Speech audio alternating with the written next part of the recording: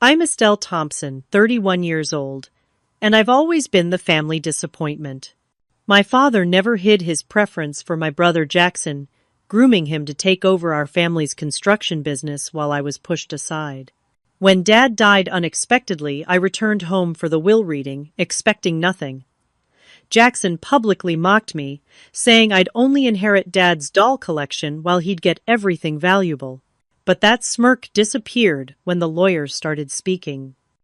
Let me know where you're watching from. Hit that like button and subscribe to hear how my brother's arrogance led to his spectacular downfall. Growing up in the Thompson family meant living in the shadow of Thompson Construction, a mid-sized but highly respected company my father built from scratch over 30 years. Our family name adorned buildings across 3 states, and Dad made sure everyone knew it was his legacy. Harold Thompson was the quintessential self-made man, stubborn, traditional, and firmly believed that his business should pass to his son, not his daughter. My brother Jackson was 5 years older, and Dad's pride and joy from the moment he was born. While I was taught to be polite and proper, Jackson was encouraged to be assertive and dominant. Dad would take him to construction sites from the age of 6, proudly introducing him as the future of Thompson Construction. Meanwhile, I was enrolled in ballet classes and etiquette lessons because that's what proper young ladies do. The contrast couldn't have been more stark. Mom was my saving grace. Elizabeth Thompson was gentle but fiercely intelligent. She had a business degree that she never got to use because Dad insisted she stay home after Jackson was born. She recognized something in me that Dad refused to see, a natural head for business and a creative mind that could envision spaces in ways Jackson never could. She'd sneak business journals into my room and discuss them with me when Dad wasn't around. "Your father means well," she'd tell me, "but he's stuck in his generation's thinking. Times are changing, Estelle. Women run companies now. Remember that." When I was 14, Mom was diagnosed with breast cancer. She fought hard for 2 years, but eventually the disease took her from us. Her death shattered our family in different ways. Dad buried himself in work, becoming even more distant and rigid. Jackson, at 21, started acting out, drinking, partying, showing up late to the office training Dad had arranged for him. For me, losing Mom meant losing my only ally in the house.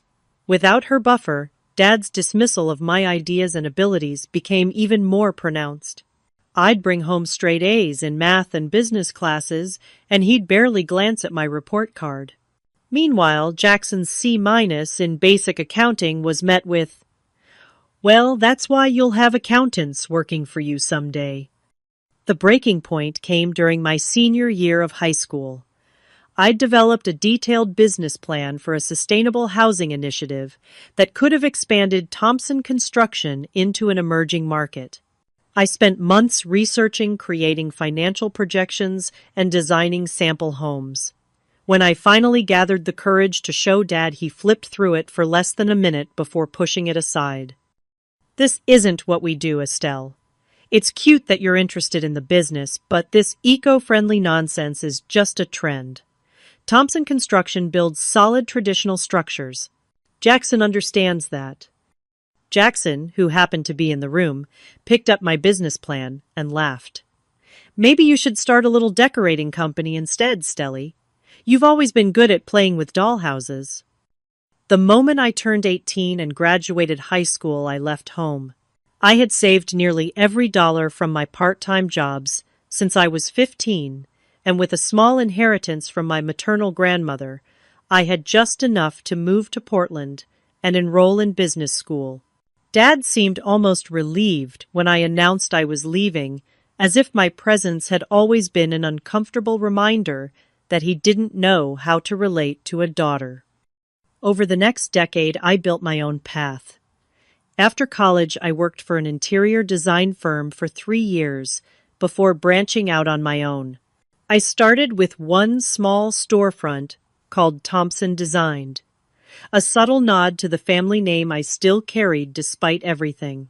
My specialty became repurposing vintage furniture and incorporating sustainable materials into modern design, exactly the kind of nonsense trend my father had dismissed.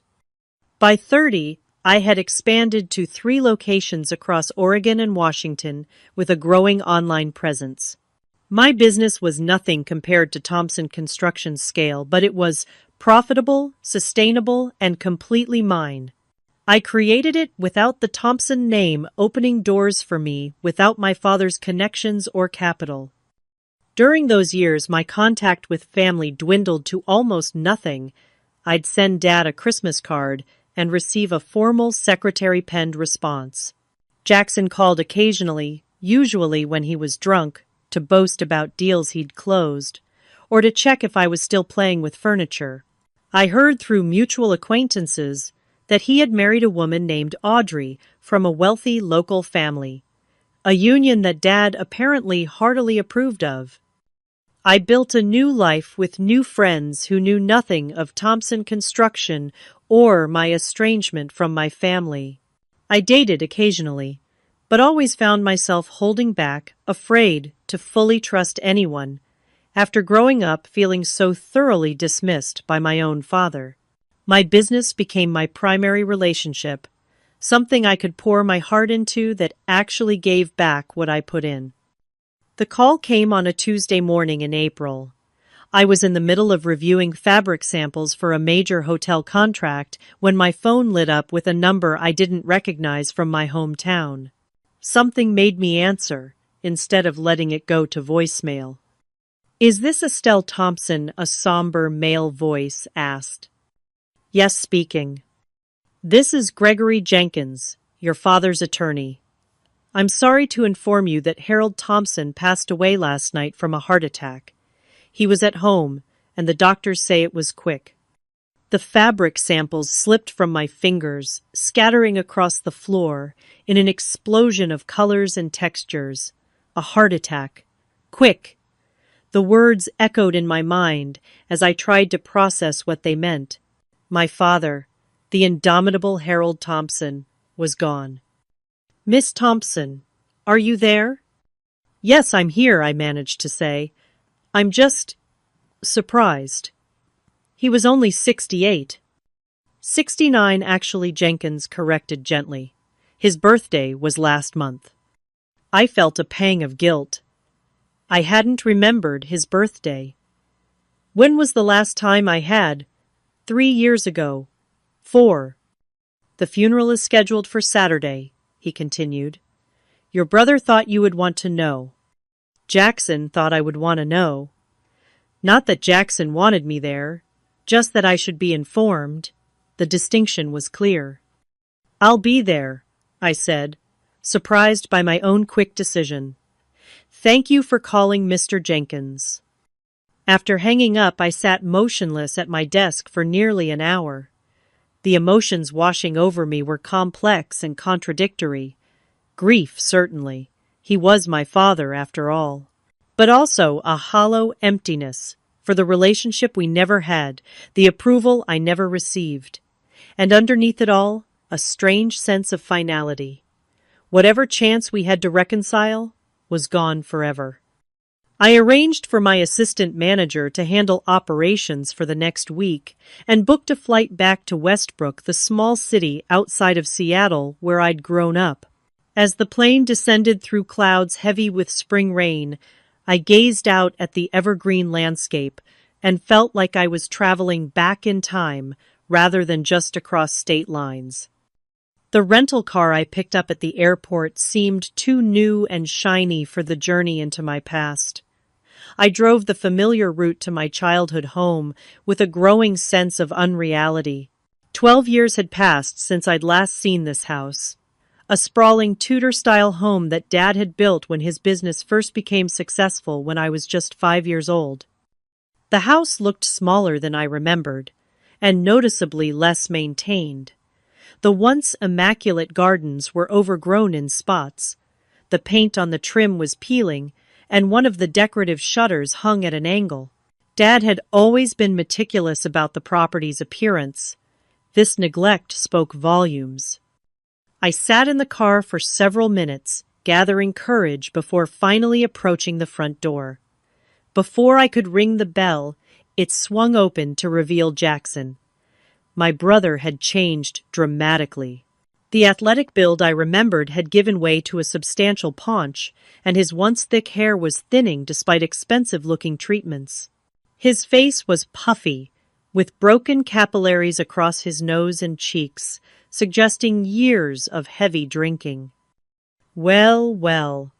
Stelly finally returns," he said, blocking the doorway. "Thought you might not bother coming at all." "Hello, Jackson," I said evenly. "I'm sorry about Dad." He gave a dismissive wave. "Yeah, well, he was asking about you the week before, wondering if you'd ever come home. Guess you're too late now." The barb hit its mark, but I kept my expression neutral. "May I come in?" He stepped aside reluctantly. "Audrey's in the living room with some of Dad's business associates. Try not to embarrass the family name."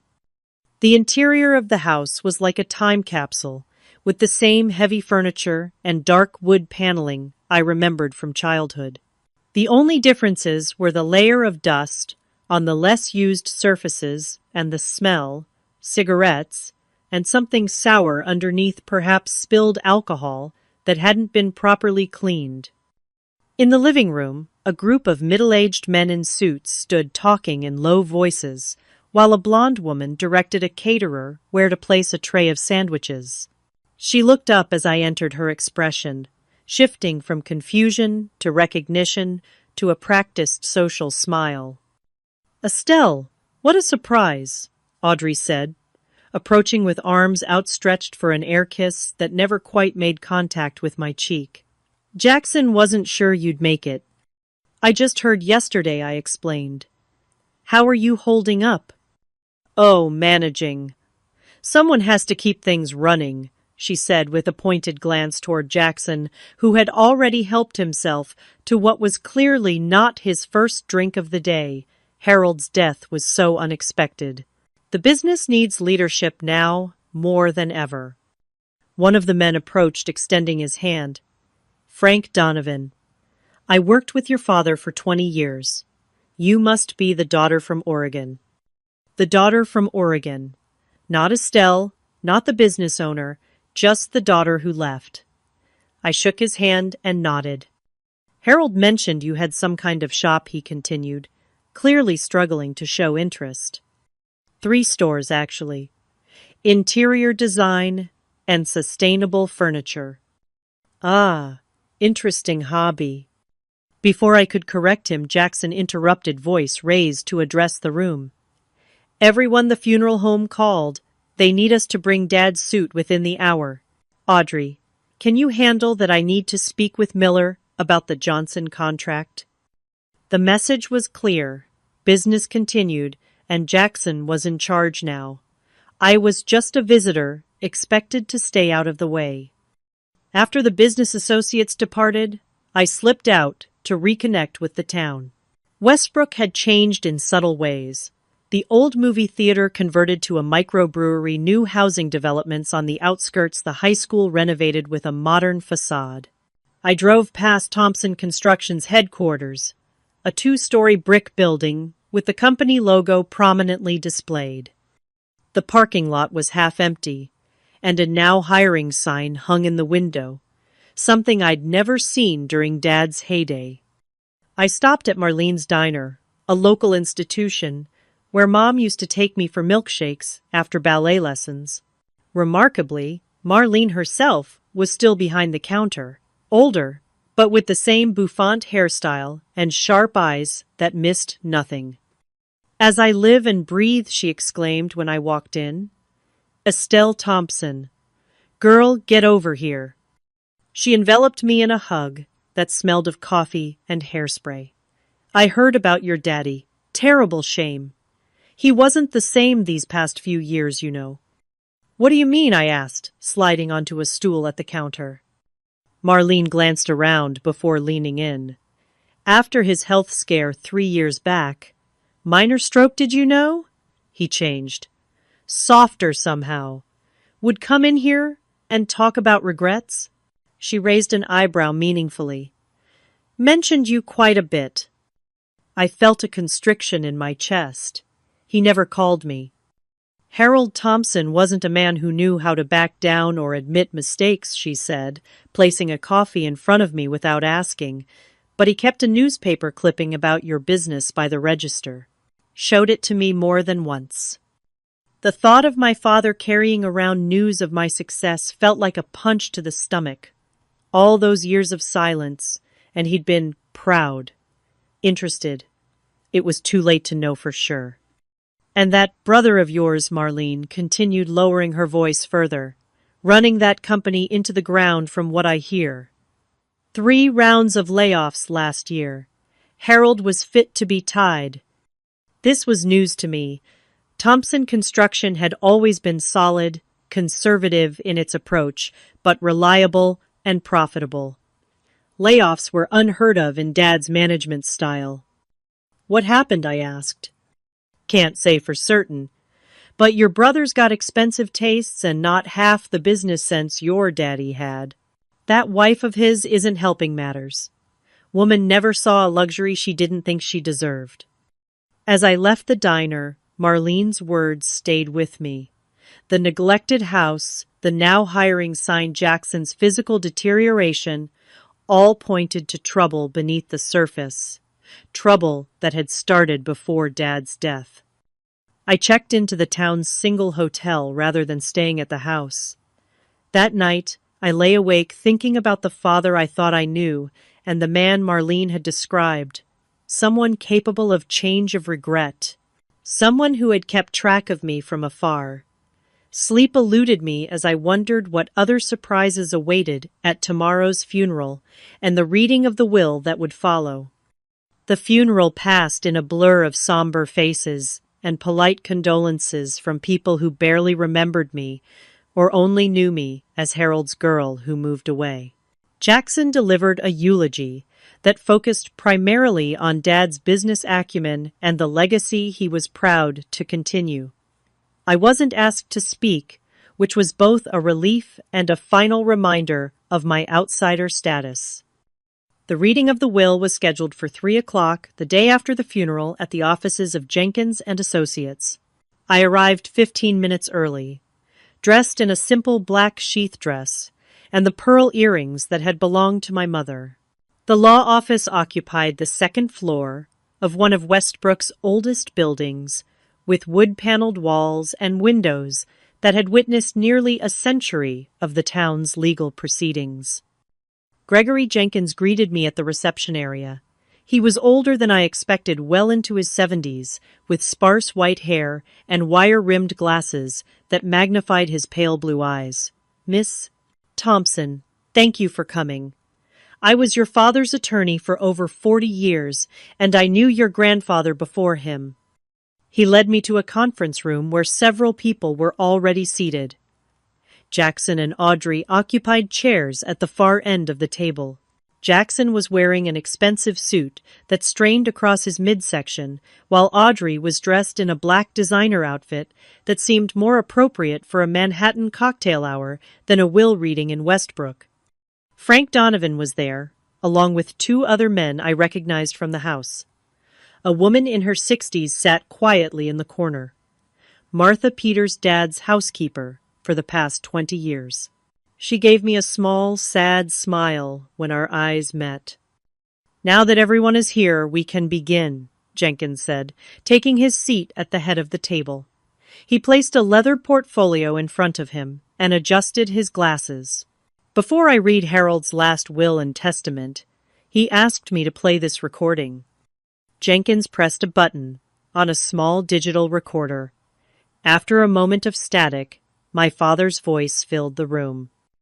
If you're listening to this, then I'm gone. Never was one for long goodbyes or emotional speeches, so I'll keep this brief. I built Thompson Construction from nothing, worked every day of my life to make it something to be proud of. Made mistakes along the way, especially with people. Business was always easier to understand than family. There was a pause, and I heard him clear his throat. I've made my decisions about the distribution of my estate carefully. Greg has all the documents in order. Some of you might be surprised, others won't. All I ask is that you respect my wishes, even if you don't understand them.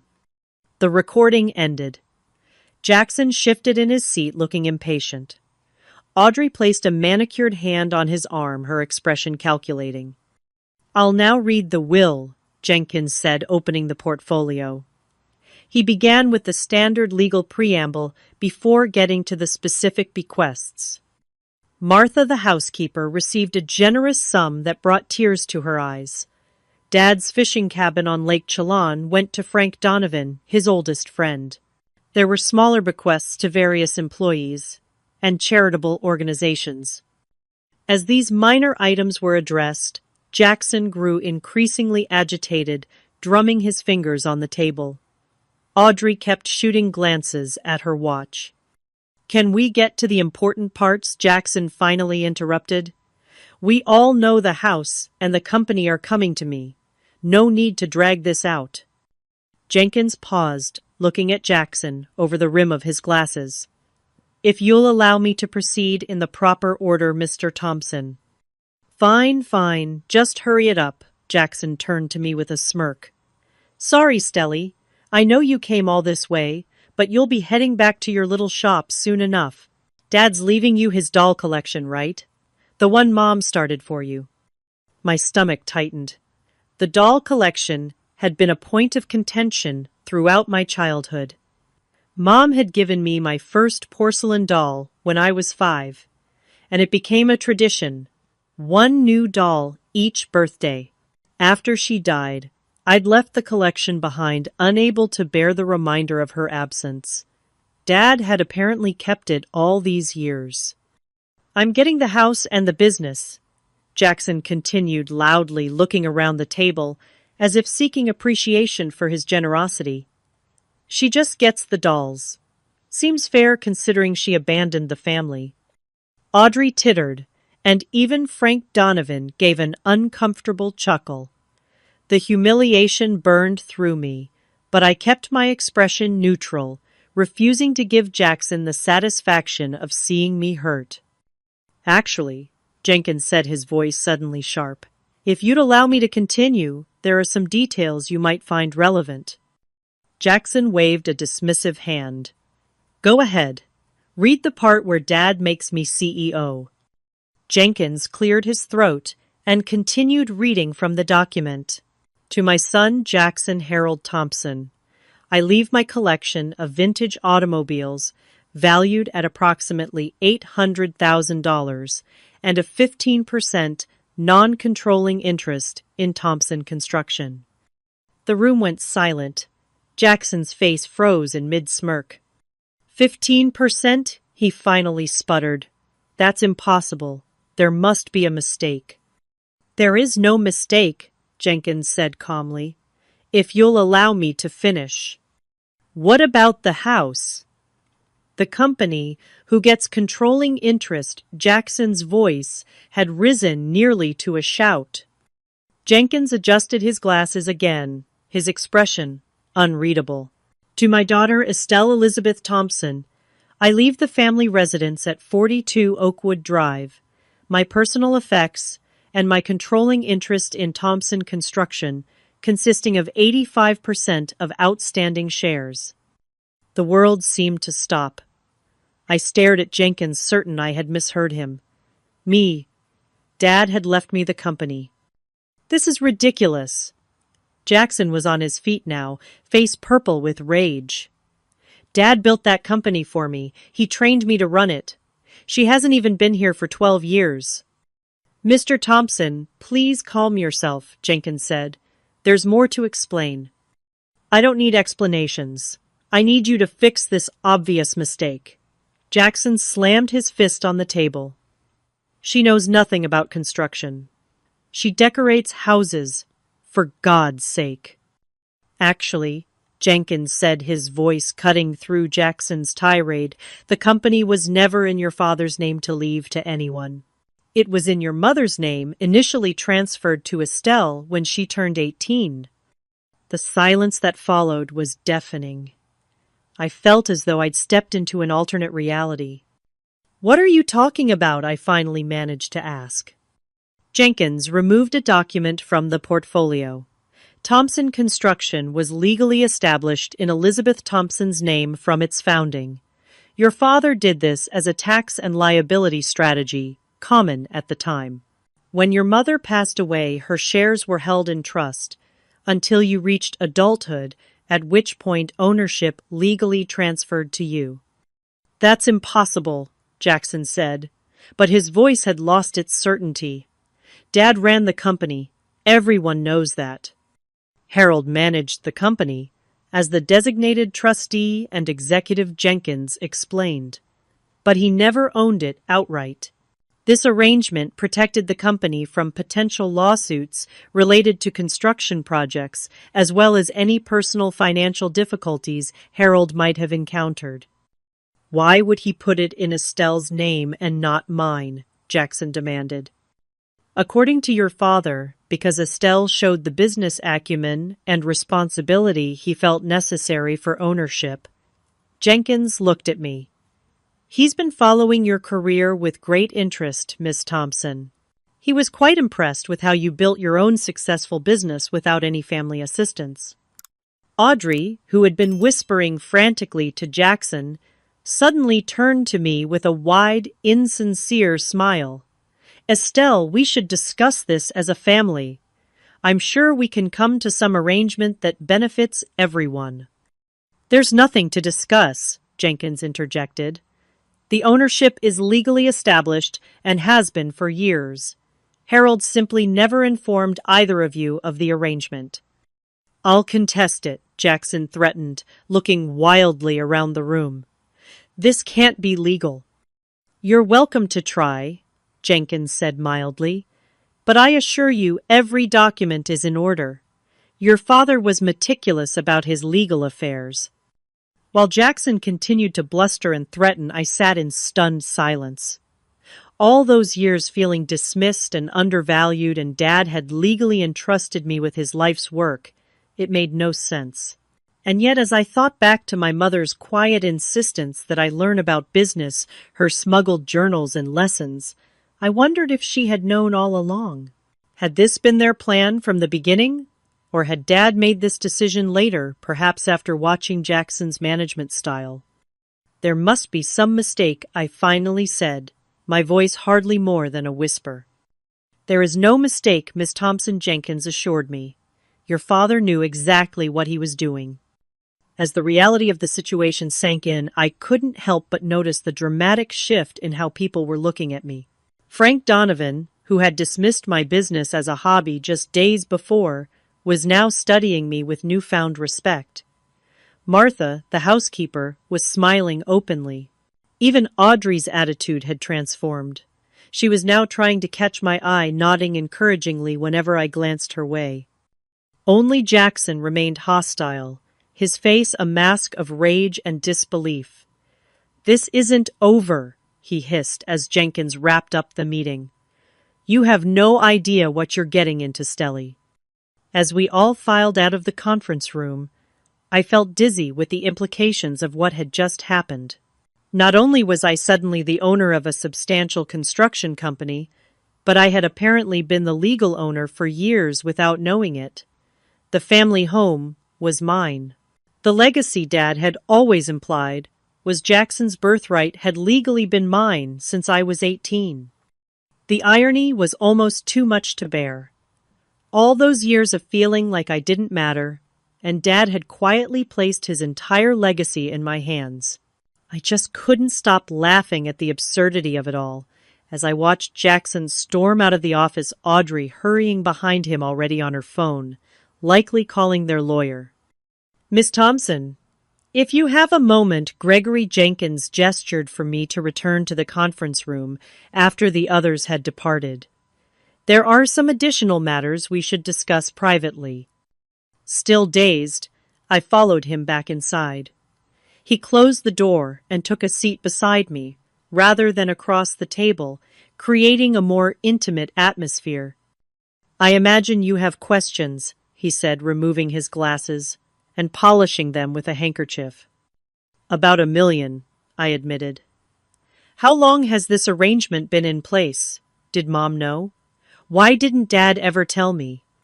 Jenkins replaced his glasses and folded his hands on the table. "The company was established in your mother's name in 1990, the year you were born. It was her idea, actually. Elizabeth was a remarkably intelligent woman with excellent business instincts." The revelation that this had been Mom's idea brought tears to my eyes. All those secret business lessons suddenly made sense. She had been preparing me. "When Elizabeth became ill," Jenkins continued, "she and your father revised their estate plan. The ownership of the company would transfer to you upon reaching adulthood, but Harold would continue to manage it until he deemed you ready or until his death." "But why keep it secret? Why let me believe I meant nothing to the business?" Jenkins sighed. "Your father was a complicated man, Estelle. He believed in testing people and making them prove themselves. When you left home and started your own business, he saw it as confirmation that you had the necessary drive and independence." "He could have told me," I said, unable to keep the bitterness from my voice. All those years of feeling worthless in his eyes. "Harold was not adept at expressing his feelings," Jenkins acknowledged. "But he was immensely proud of what you accomplished on your own. He followed your career closely, subscribed to design magazines where your work was featured, kept newspaper clippings about your store openings." He reached into his portfolio and withdrew a folded newspaper article, a feature on Thompson designed from 3 years ago when I opened my third location. The paper was worn at the creases, as if it had been unfolded and reread many times. "He carried this in his wallet," Jenkins said softly. I took the article with trembling hands, noticing my father's fingerprints still visible on the edges of the paper. The thought of him secretly keeping track of my career, perhaps even feeling proud, was overwhelming. "There's something else you should know," Jenkins continued. "Your father began to have concerns about Jackson's management of the company about 5 years ago. Jackson was making impulsive decisions, taking on risky projects, and using company funds for personal expenses." "Is that why there were layoffs?" Jenkins nodded. "The company's financial position has been deteriorating. Harold tried to mentor Jackson to rein him in, but their relationship became strained. In the last 2 years, your father effectively resumed day-to-day control to prevent further damage." "Does Jackson have debts? Is that what this is about?" "I'm afraid so. Your brother has accumulated significant personal debt, gambling, primarily, though there are also extravagant purchases, investments in questionable ventures. He was counting on inheriting control of the company to solve his financial problems." The pieces were falling into place. Jackson's desperate reaction now made sense. He needed the company to bail him out of trouble. "What about the house Jackson and Audrey have been living there? Are they expecting me to evict them?" "The house has been in your name since you turned 25, Jenkins revealed, another part of your parents' plan.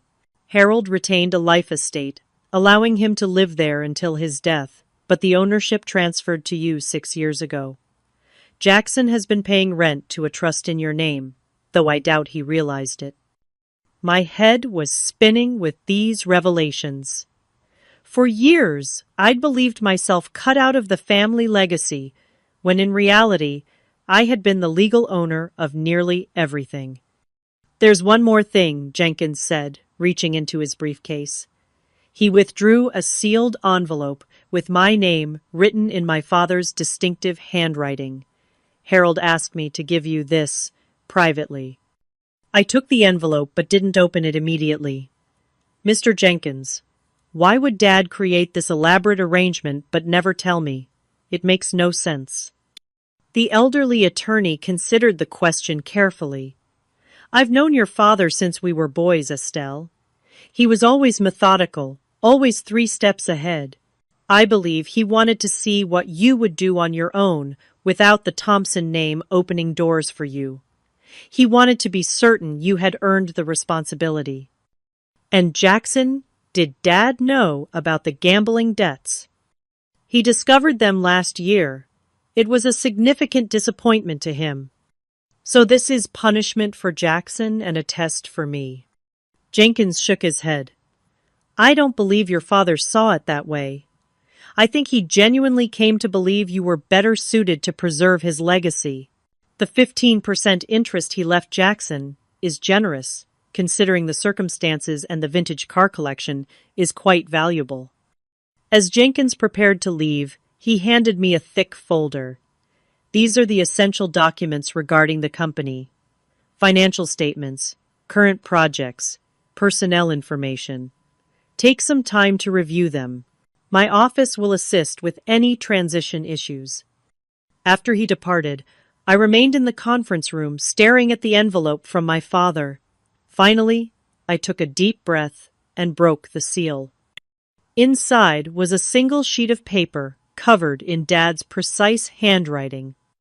Estelle. If you're reading this, then Jenkins has explained the arrangements concerning the company and the house. I owe you an explanation, though I'm not sure you'll understand or forgive me. When you were born, your mother made me promise that you would always be secure, that you would have opportunities regardless of the world's prejudices against women in business. The legal arrangement was her idea initially, but as you grew, I came to see her wisdom.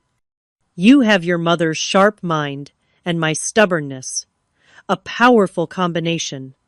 I recognized it early, but I was afraid that if I acknowledged your potential, you would never develop the hunger to prove yourself, the resilience necessary to succeed in a difficult industry. So I pushed you away. I let you believe you had no place in the legacy I was building. It was cruel, and I regret the pain it caused you. But watching you build your own business, seeing your success earned entirely through your own merit, confirmed what Elizabeth always knew. You were the right choice to carry on Thompson Construction. Jackson has his strengths, but business sense isn't among them. The company would not survive his leadership, a fact I realized too late. I've made many mistakes, Estelle. My greatest was never telling you how proud I am of the woman you've become. Not because of anything I did, but despite it. The company is yours. It always has been. Dad? Tears flowed freely as I read his words. The father I thought had never valued me, had been watching all along, had been proud of me. The revelation was both healing and painful. Healing to know I had mattered to him, painful to think of the relationship we might have had if only he'd been able to tell me while he was alive. I carefully folded the letter and placed it in my purse, then opened the folder Jenkins had left. The financial statements confirmed what he had said. Thompson Construction was in trouble. Revenue had declined steadily over the past 3 years. Expenses had increased, and there were several concerning notes about potential litigation from dissatisfied clients. The company wasn't on the verge of collapse, but the trajectory was clear. Without intervention, the business my father had built over decades would fail within a few years. And now somehow, it was my responsibility to save it. As I gathered the documents and prepared to leave, I felt the weight of my father's legacy settling onto my shoulders. It was a burden I had never expected to bear, never been prepared for. And yet, somewhere beneath the shock and uncertainty, there was a spark of determination. I had built my own company from nothing. Perhaps I could save my father's as well. The next morning, I arrived at Thompson Construction headquarters early before regular business hours. Jenkins had provided me with keys and security codes, explaining that, as the legal owner, I had every right to access the building and records. It felt strange to use them, like I was somehow trespassing, despite the documentation confirming my ownership. The offices were quiet and dated: oak desks, beige walls, chunky desktop computers that looked at least 5 years old. Dad had never been one for unnecessary upgrades or trendy office designs. If it worked, he kept it. I made my way to his corner office, a space I had visited only a handful of times as a child. The nameplate on the door still read Harold Thompson, President. Inside, everything was meticulously organized. The desk was clear, except for a computer, a leather blotter, and a single framed photograph that caught me by surprise. It was me at my college graduation, a picture I didn't even know he had.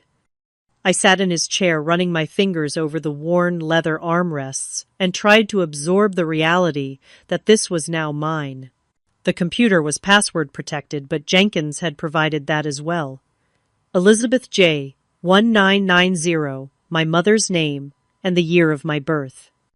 The files revealed the full extent of the company's troubles.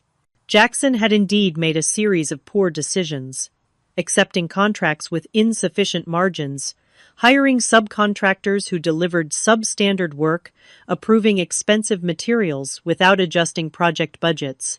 But more concerning were the financial transfers, large sums moving from company accounts to Jackson's personal account under the label executive compensation or advance against profits. In the past year alone, he had withdrawn over $300,000 above his stated salary. No wonder the company was struggling. As I dug deeper, I discovered emails between Dad and Jackson spanning the past 5 years. The earliest showed Dad patiently explaining errors in Jackson's approach, offering guidance. Over time, the tone changed. Dad's emails became increasingly frustrated, Jackson's defensive, and occasionally hostile. The most recent exchanges from just weeks before Dad's death were alarming. Jackson, the Westfield project is now officially over budget by 22%. This is the third project this quarter with similar issues. We cannot continue this pattern. I'm pulling you from project management effective immediately. See me in my office tomorrow, Dad. Jackson's reply was short and bitter. Fine. Take it away like everything else. You never thought I was good enough anyway. I've got other opportunities lined up that don't involve you looking over my shoulder constantly. J. Other opportunities. What did that mean?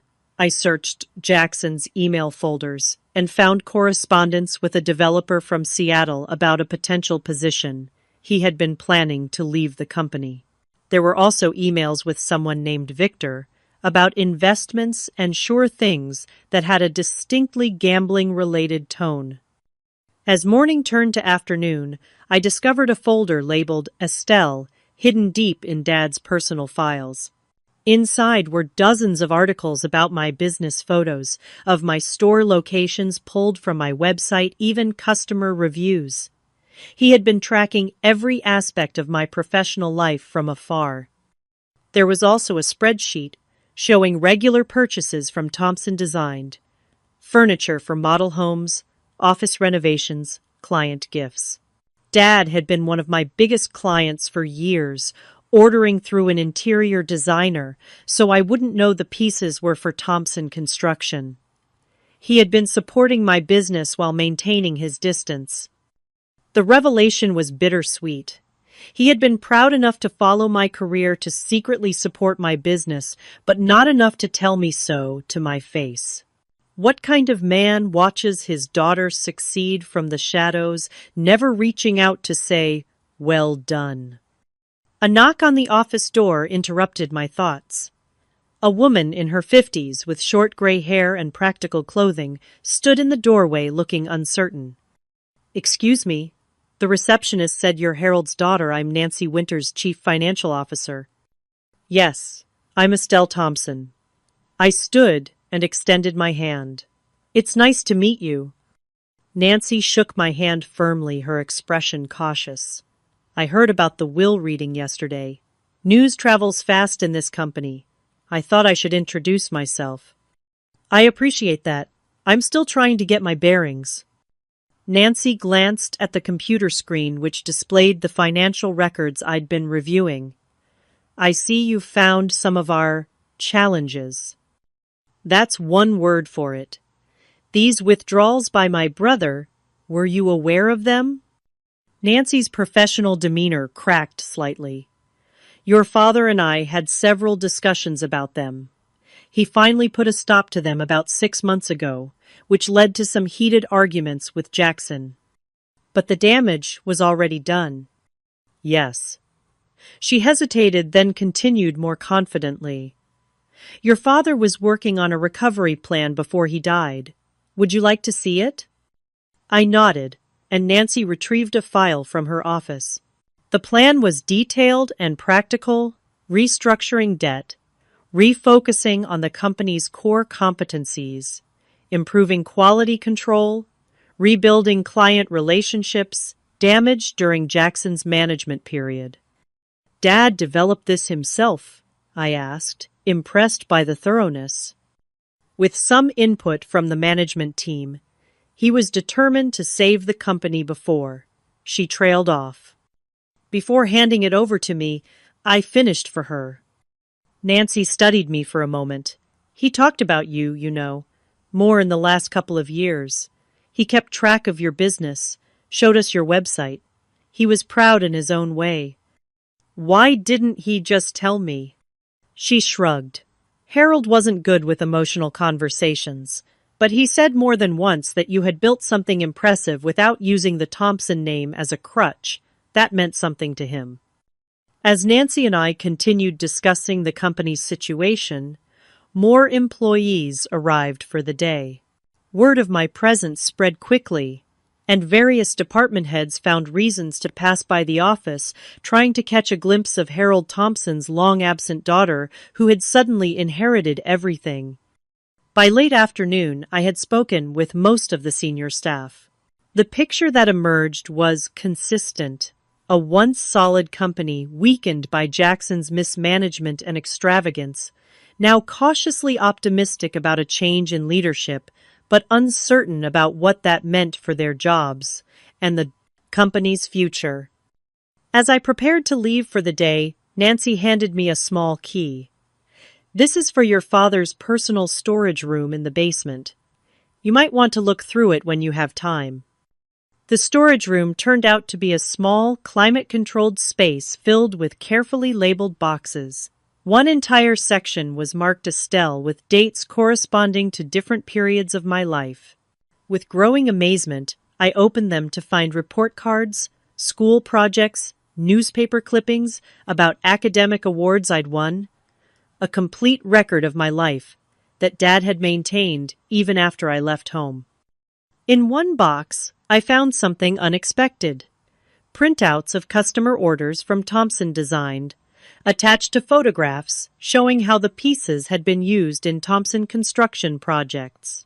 Dad had not only purchased my furniture, but had proudly incorporated it into his buildings. The final box I opened contained dozens of letters addressed to me in Dad's handwriting, letters he had never sent. I opened one at random, dated 3 years earlier. Estelle, saw your interview in Design Monthly today. You spoke with clarity and confidence about sustainable materials. Your mother would have been so proud. I am proud, though I haven't earned the right to tell you so. The desk you designed for executive offices would be perfect for our new project. Ordering 3 through Wilson Interiors, so you won't know they're for Thompson Construction. Silly pride, I suppose. Maybe someday I'll find the courage to mail one of these letters. Dad. Letter after letter revealed the same pattern. A father watching his daughter's success from afar, collecting evidence of her achievements, supporting her business anonymously, but never bridging the emotional gap he had created. As I sat surrounded by these physical manifestations of my father's complicated love, I began to understand him better.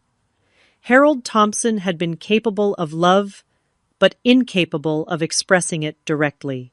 He had shown his pride through actions, keeping track of my accomplishments, buying my products, even structuring his entire estate to benefit me, but could never bring himself to simply say the words I had so desperately needed to. Here. The most recent letter was dated just 2 weeks before his death. Estelle. Doctor says, my heart isn't what it used to be. Makes a man think about time and mistakes. So many things I should have said to you. The company is in trouble. Jackson's doing mostly, though I share the blame for not seeing his weaknesses sooner. Jenkins knows what to do when the time comes. The company was always meant to be yours.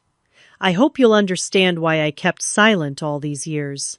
I wanted you to become the woman you are, without the weight of my expectations. I should call you.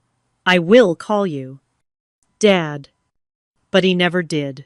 Whatever courage he had mustered while writing those words had failed him in the end, and now it was too late for the conversation we should have had years ago.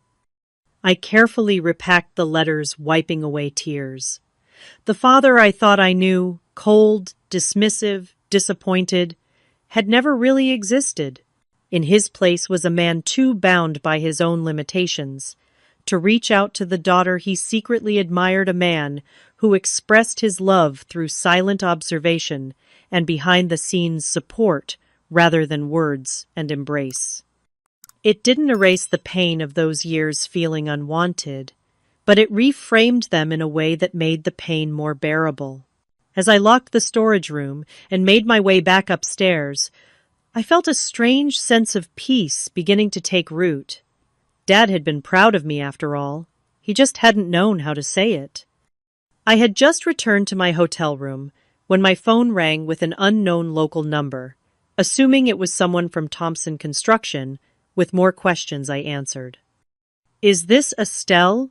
A woman's voice asked quietly. Yes, who's this? It's Audrey, Jackson's wife. I think we need to talk. 20 minutes later, we were sitting in a corner booth at a coffee shop across town from the family home. Audrey looked different from her polished appearance at the will reading.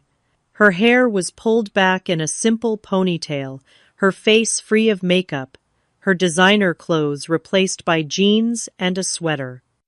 Jackson doesn't know I'm meeting you, she said immediately. He'd be furious. Why are you here then? She fidgeted with her wedding ring. Things are about to get ugly, and I thought you deserved some warning. Jackson is meeting with lawyers today. He's planning to contest the will, claim your father was mentally incompetent when he made his arrangements. That won't work, I said confidently. The company has been in my name since I was 18. Dad didn't make that decision on his deathbed. I know, but Jackson's desperate. She lowered her voice further. The gambling is worse than anyone realizes. He owes over $500,000 to some very dangerous people. He was counting on the inheritance to pay them off. The revelation sent a chill through me. Is that why he's been taking money from the company? Audrey nodded. It started small, using the company credit card for personal expenses, padding his expense reports. Then direct transfers disguised as bonuses. Your father caught on eventually and cut off his access, which only made things worse. Jackson started borrowing from loan sharks. Why are you telling me this? She twisted her wedding ring again, and I noticed it was loose on her finger as if she'd lost weight recently. I filed for divorce last week. Jackson doesn't know yet. The papers will be served tomorrow. I'm sorry, I said automatically, though I barely knew this woman. Don't be. I married him because my parents thought a connection to Thompson Construction would be advantageous. It took me too long to realize the man I married wasn't the successful businessman he pretended to be. She took a deep breath. But that's not why I wanted to talk to you. There's something else you should know. What? Jackson's been approaching Thompson Construction clients, telling them he's starting his own company. He's trying to poach business, promising lower rates. He's already convinced Westfield Development to hold off on signing their new contract until he's ready to launch. Anger flared at this betrayal. Not only had Jackson mismanaged the company, withdrawn funds improperly, and accumulated gambling debts, but he'd actively been working to undermine the business from within. "Thank you for telling me," I said, my mind already racing with how to address this new threat. Audrey stood to leave. "I'm not doing this for you. The Thompson name still means something in this town, and I don't want to see a good company destroyed by Jackson's selfishness. My father worked with your dad for years. He always said Harold Thompson was the most honest builder in the state." After she left, I immediately called Nancy Winters and arranged an emergency meeting with the executive team for that evening. If Jackson was planning to poach clients, we needed to move quickly to secure key relationships. The meeting ran late into the night as we developed a strategy to contact major clients, review all outstanding proposals, and shore up vulnerable business relationships. The team was initially hesitant with me. I was still an unknown quantity, the estranged daughter suddenly in charge. But as I demonstrated knowledge from my own business experience and a willingness to listen to their expertise, they gradually opened up. By the time we adjourned, we had a solid plan in place, and more importantly, I had begun to earn their trust. Several longtime employees shared stories about working with my father, filling in pieces of the man I had never fully known. I returned to the hotel exhausted, but with a growing sense of purpose. Thompson Construction could be saved, and in the process, perhaps I could finally connect with the legacy my father had always intended for me. That feeling of optimism was short-lived. At 8 the following morning, as I was having coffee in the hotel restaurant before heading to the office, Jackson stormed in. His face was flushed with anger, his movements erratic. "You think you're so clever," he hissed, looming over my table, swooping in and taking everything after abandoning the family for years. "Jackson, this isn't the place." "Shut up," he snapped loud enough that other diners turned to stare. "You have no right to that company. You know nothing about construction." I kept my voice calm. "I know enough about business to see that you've nearly run Dad's company into the ground." His face contorted with rage. "You bitch! You have no idea what I've been dealing with.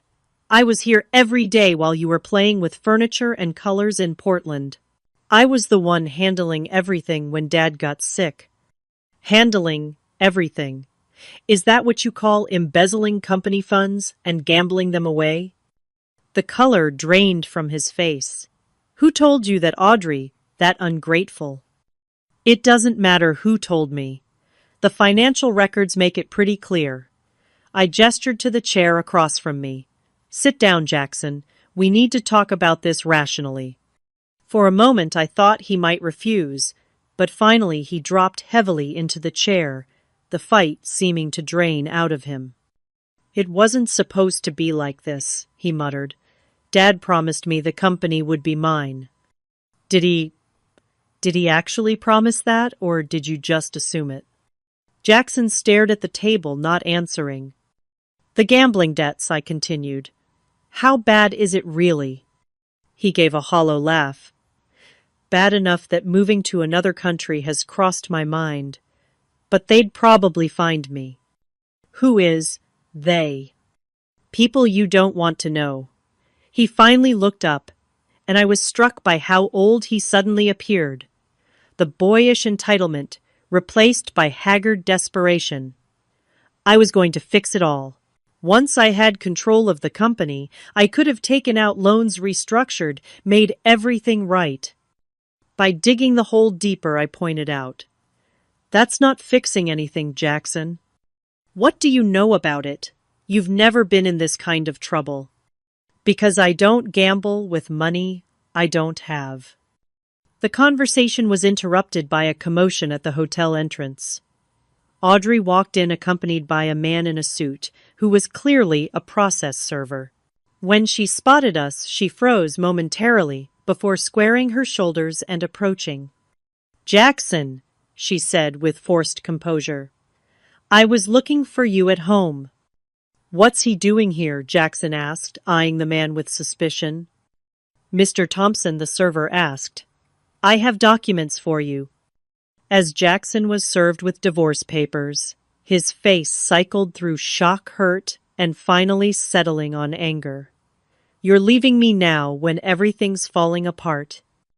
Everything's been falling apart for years, Audrey replied quietly.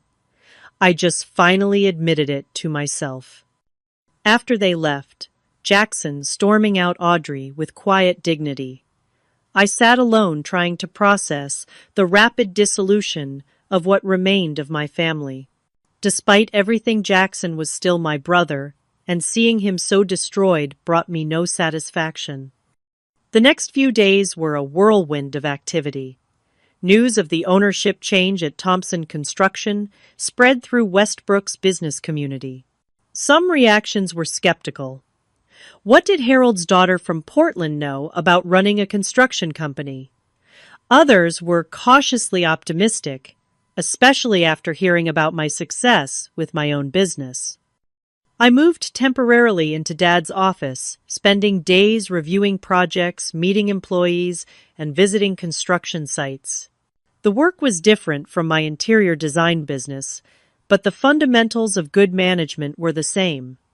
Clear communication, attention to detail, respecting the expertise of skilled professionals, and maintaining strong client relationships. Jackson, meanwhile, had gone from threatening legal action to virtual disappearance.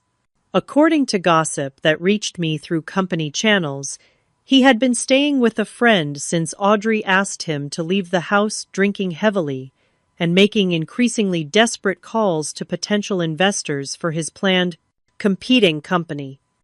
Those plans collapsed a week after the will reading, when the story of his gambling debts and financial mismanagement leaked to local business circles. Suddenly, no one was returning his calls. The clients he had been courting renewed their contracts with Thompson Construction, some specifically requesting that I personally oversee their projects. The final confrontation came unexpectedly on a rainy Tuesday afternoon. I was meeting with the project manager for a major renovation when my assistant interrupted to say Jackson was in the lobby demanding to see me.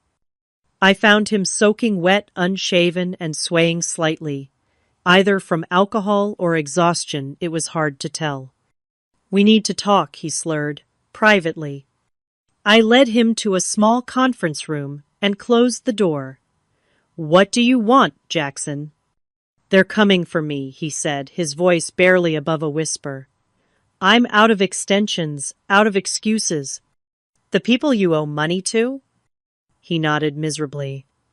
They've given me until Friday to pay at least half of what I owe. After that, he drew a finger across his throat in a universal gesture. Are you actually in physical danger? Or is this another manipulation? I asked, my sympathy warring with years of experience with his tactics. You think I'd make this up? He pulled up his shirt to reveal bruising across his ribs. This was their friendly reminder yesterday. I winced, despite myself. What do you expect me to do? Loan me the money, from the company. You can call it severance pay, or whatever you want. I'll sign anything, go anywhere, never bother you again. Just help me this one time. The pathetic figure before me bore little resemblance to the arrogant brother who had mocked me at the will reading. Part of me wanted to turn him away, let him face the consequences of his actions for once in his privileged life. But another part remembered the little boy who had taught me to ride a bike before our relationship soured the brother I had once adored before Dad's favoritism poisoned everything between us. I can't just hand over company money, I said finally. That's exactly the kind of mismanagement that got us here. But I can help you on certain conditions. Hope flickered in his bloodshot eyes. Anything. First, you sign a legal agreement, renouncing any claim to Thompson Construction now or in the future. Second, you enter a rehabilitation program for your gambling addiction. Third, you work with the company's financial team to create a structured repayment plan for the money you've already taken. And in return, I'll personally loan you enough to satisfy your immediate debts. Not a gift alone, with interest to be repaid according to a schedule we'll establish. And I'll offer you a position, entry-level, no management responsibilities, once you complete rehabilitation. A chance to learn the business properly this time. Jackson stared at me in disbelief. Why would you do that after everything? I thought about the letters in Dad's storage room, about opportunities forever lost through pride and poor communication. Because we're still family, and I think Dad would want me to give you a second chance. A real one. Not the false confidence he gave you by never holding you accountable. The next day, Jackson signed all the necessary paperwork. The day after that, he checked into a rehabilitation facility specializing in gambling addiction. It would be months before I knew if the intervention had any lasting impact, but at least it was a start. With Jackson's legal claims settled and the immediate threat to the company neutralized, I could finally focus fully on rebuilding Thompson Construction. The road ahead would be challenging, but for the first time, I felt equal to the task my father had secretly prepared me for all along. 6 months after that rainy confrontation with Jackson, I stood in the newly renovated lobby of Thompson Construction headquarters. The heavy oak furniture and beige walls had been replaced with a bright modern design that incorporated sustainable materials and locally crafted pieces, many from Thompson designed. The company logo remained the same, but beneath it now read, "Building on Tradition, Designing for the Future." The transformation went far deeper than aesthetics. After extensive review of the company's operations, I had implemented a restructuring plan that built on Dad's initial recovery strategy while incorporating fresh perspectives. We refocused on our core strengths, mid-sized commercial projects and high-end residential construction, while adding a new division specializing in sustainable building practices, an area where my background gave us a competitive edge. Nancy Winters remained as CFO, her institutional knowledge proving invaluable during the transition. Several longtime employees were promoted to key positions, bringing stability and continuity, while strategic new hires added expertise in emerging construction technologies and environmental compliance. The family home had undergone changes as well. Rather than moving in myself or selling it, I had renovated the property and converted it into a combination of office space and employee gathering area. The formal dining room, where Dad had hosted business dinners, became a daycare center for employees' children. The spacious backyard was transformed into a demonstration garden for sustainable landscaping techniques that we now offered clients. Most surprisingly, the room that had been mine as a child, later converted to Dad's home office, was restored as a showcase for my mother's doll collection, which I had finally brought out of storage. Each doll now had a small plaque explaining its significance and the year Mom had given it to me. It was my way of honoring both parents' legacies, Dad's business acumen and Mom's nurturing foresight. Jackson completed his 90-day rehabilitation program, and true to my word, I offered him an entry-level position in the company. He started in the estimating department, learning the fundamental calculations that underpin successful project management, skills Dad should have insisted he master years ago. His recovery was not without setbacks. There were missed days, occasional relapses into old habits of entitlement moments when the resentment between us flared anew. But there were also glimpses of the brother I had once known, before competition for Dad's approval drove us apart. His quick wit, his natural charm with clients, his genuine enthusiasm when a project came together well. One afternoon, as we were reviewing plans for a new mixed-use development, he paused and looked at me with unusual seriousness. "You know, I used to hate the way Dad looked at you," he admitted. "Even when he was criticizing you, there was this underlying respect I never felt he had for me. No matter how much he praised me publicly, I always sensed he knew I wasn't quite measuring up." "He didn't know how to balance honesty with encouragement," I replied. "He was too hard on me and too easy on you. Neither approach was right." "I'm starting to understand why he left everything to you," Jackson said quietly. "I wouldn't have saved the company. I'd have run it into the ground trying to prove myself." It was the closest we'd come to a genuine reconciliation. And though I knew our relationship would always carry the scars of our upbringing, it was a beginning. The most profound healing, however, came through my deepening connection with the employees of Thompson Construction. As I spent time with people who had worked alongside Dad for decades, I gained a more complete picture of the man he had been. Not just the distant father I remembered, but the mentor who had guided many careers, the boss who had paid medical bills for employees in crisis, the builder who insisted on quality even when it reduced profits. Martin Ramirez, a project manager who had started as a laborer 30 years earlier, shared how Dad had paid for his night school classes and promoted him despite his limited English at the time. "Your father saw potential in people," Martin told me. "He wasn't always good at saying it, but he showed it through actions." That pattern appeared in story after story. A man who expressed his care through deeds rather than words, who created opportunities rather than offering praise. It didn't excuse his emotional distance, but it helped me understand it. On the anniversary of Dad's death, I established the Harold and Elizabeth Thompson Foundation, dedicated to supporting women and minorities entering the construction field.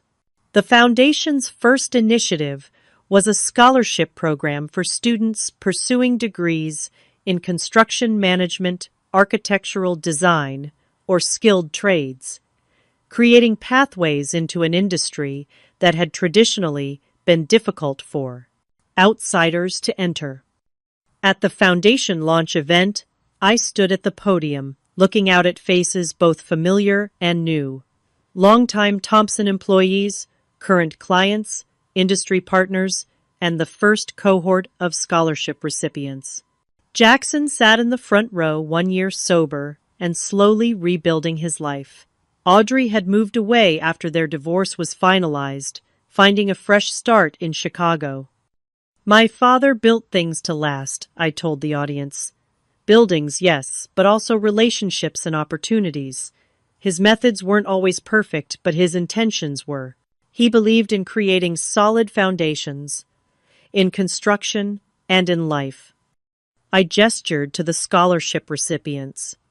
These young people represent the future my parents envisioned, one where talent and determination matter more than background or gender. The true inheritance my father left wasn't a company or a house. It was the understanding that we build our legacies day by day, brick by brick, through the opportunities we create for others. After the event, I returned to Dad's, now my, office. On the desk sat a small display case containing the first doll Mom had ever given me, a porcelain figure with my mother's eyes and my father's determined expression. Beside it stood a framed photograph of the three of us from before Jackson was born, when we were briefly a complete family, possibilities still unfolding. I picked up the doll, remembering how Jackson had mockingly referred to it at the will reading. "She just gets the dolls," he had said, drawing laughter from people who thought material assets were the only inheritance that mattered. But sometimes the things we dismiss as insignificant carry the deepest value. This doll represented my mother's love, her foresight in establishing my legal ownership of the company, her quiet preparation for my future. It symbolized my father's complicated love as well, his silent pride, his careful preservation of my childhood treasures, his ultimate decision to entrust me with his life's work. The true inheritance wasn't the company, the house, or even the dolls. It was the resilience I had developed by building my own path, the perspective I had gained by standing outside the family business, the wisdom to recognize that leadership comes in many forms. As I placed the doll back in its case, I felt a sense of peace that had eluded me since childhood. I had spent years believing I didn't matter to my father, only to discover I had mattered more than I ever knew. The pain of those years couldn't be erased, but it had shaped me into someone capable of carrying forward the best parts of both my parents' legacies while leaving behind the patterns that had caused so much hurt. Sometimes, the greatest gift we receive isn't what we're given, but what we learn about ourselves in the process of earning it. I had inherited a company, but I had built the character needed to run it. I had inherited a name, but I had created my own reputation. I had inherited a complex family history, but I was writing a new chapter that honored the past while breaking free from its limitations. Have you ever discovered that something you thought was insignificant actually held profound meaning? How did it change your perspective on relationships in your life? Share your experiences in the comments below. And don't forget to like, subscribe, and share this story if it resonated with you. Remember, sometimes our greatest inheritances aren't things at all, but the strength we find within ourselves when faced with life's unexpected challenges.